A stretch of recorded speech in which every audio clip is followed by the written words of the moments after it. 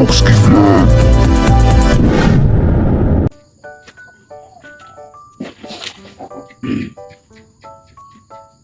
ayan, good morning mga kapatid, good morning mga subscribers and followers natin dyan. So ngayon na medyo wala tayong gaanong upload dahil nag-busy din tayo sa ating trabaho, no? Yung security guard natin. Kaya madalang tayo makapag-upload na mga motorcycle review, yung cash and installment.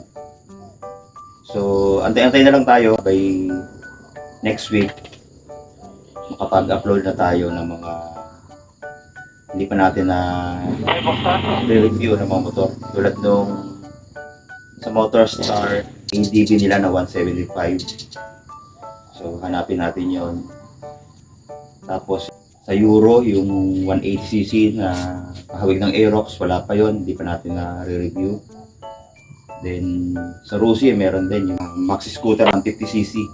Inaantay din natin yun. Tsaka yung Rusi Plane 150 na naka dual overhead cam na rin. Then, 4 valves. No? Antayin din natin na ma-release yun. So, marami pa tayong i-review at maibigay yung cash and installment. So, antay-antay na lang tayo mga kapatid. Pasensya na dahil hindi tayo makapag-upload. Nabibisi lang talaga. So, ayun. Maraming salamat sa patuloy na suporta.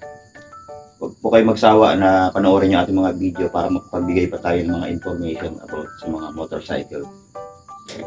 Shoutout nga pala kay JR Herona. Yan yung ating followers and subscribers na talagang nakasuporta sa atin. Nagpapa-shoutout siya. Shoutout sa iyo.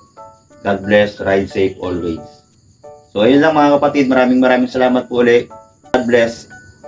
Stay safe always.